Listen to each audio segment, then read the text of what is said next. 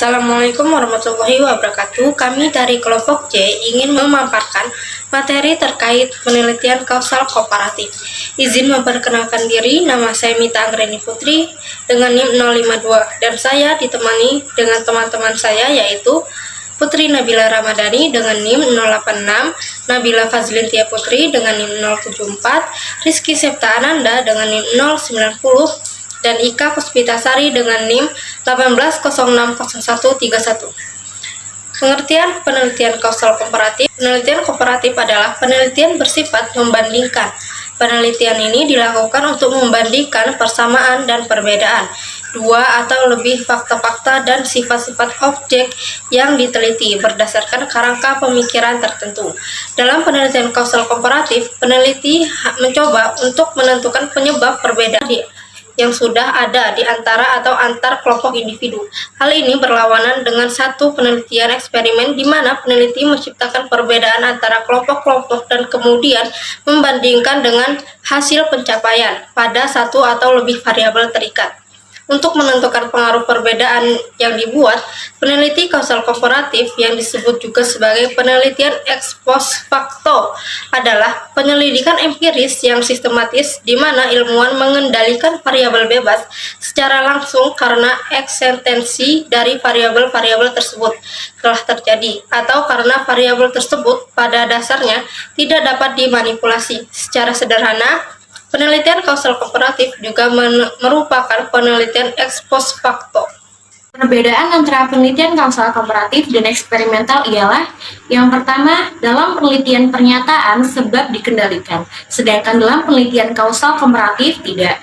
Yang kedua, dalam penelitian eksperimental aktivitas atau karakteristik yang dipercaya menyebabkan perubahan disebut juga variabel bebas, sedangkan perubahan atau akibat yang diperhitungkan terjadi atau tidak terjadi disebut sebagai variabel terikat. Artinya terikat pada variabel bebas. Yang ketiga, dalam penelitian kausal komparatif, peneliti menyelidiki hubungan sebab akibat menyelidiki akibat yang ditimbulkan oleh variabel bebas pada variabel terikat. Sedangkan dalam penelitian eksperimental, peneliti mengendalikan paling tidak satu variabel bebas dan mengamati akibat yang terjadi kepada satu atau lebih variabel terikat. Esensi dari eksperimen adalah pengendalian. Yang selanjutnya, menentukan instrumen penelitian. A. Pengertian instrumen penelitian. Sebuah penelitian ilmiah ada salah satu hal yang harus dipikirkan, yaitu instrumen penelitian, atau sering disebut juga dengan alat pengumpul data. Instrumen penelitian merupakan alat bantu yang dipilih dan digunakan oleh peneliti dalam melakukan kegiatan untuk mengumpulkan data, agar kegiatan tersebut menjadi sistematis dan dipermudah.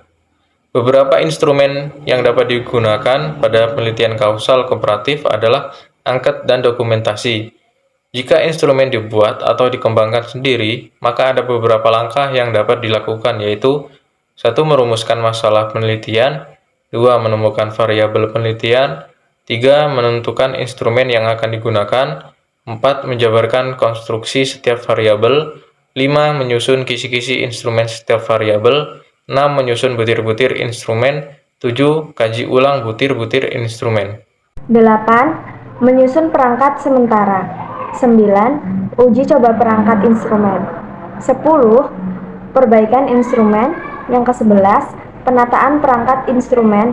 Rangkaian ini harus dilakukan untuk menciptakan instrumen yang baik. B. Validitas dan reliabilitas instrumen. Yang pertama, validitas instrumen. Instrumen dapat dikatakan valid apabila instrumen tersebut dapat dengan tepat mengukur apa yang hendak diukur. Kemudian validitas berkaitan dengan ketepatan alat ukur. Valid dapat diartikan juga dengan kesesuaian alat ukur dengan apa yang akan diukur. Validitas instrumen dibedakan menjadi dua macam. Yang A, validitas internal, yaitu validitas logis yang berarti penalaran atau rasional. Yang B, validitas eksternal, yaitu didasarkan pada kriteria yang ada pada instrumen itu sendiri. Kriteria validitas didasarkan pada kriteria yang ada di luar instrumen, yaitu berdasarkan fakta empiris atau pengalaman. 2. Reliabilitas instrumen, yaitu karakter lain dari hasil evaluasi. Reliabilitas adalah tingkatan derajat konsistensi dari suatu instrumen. Yang selanjutnya yaitu mengumpulkan data. Terdapat dua hal utama yang mempengaruhi kualitas dari hasil penelitian, yaitu kualitas instrumen penelitian dan kualitas pengumpulan data. Teknik pengumpulan data merupakan langkah yang paling utama dalam penelitian, karena tujuan utama dari penelitian adalah mendapatkan data. 177 metode atau teknik pengumpulan data yang digunakan adalah field research atau penelitian lapangan, yang dilakukan untuk mengumpulkan data-data yang berhubungan dengan permasalahan. Setelah mengumpulkan data, langkah selanjutnya yaitu menganalisis data. Teknik analisis data yang digunakan peneliti kuantitatif dalam hal ini, kasual komparatif sangat jelas, yaitu diarahkan untuk menjawab rumusan masalah atau menguji hipotesis yang telah dirumuskan dalam proposal. Dan langkah yang terakhir yaitu menyusun laporan penelitian. Laporan penelitian adalah dokumen tertulis yang mana isinya mengkomunikasikan metode yang digunakan dan hasil yang ditemukan dari kegiatan penelitian orang lain.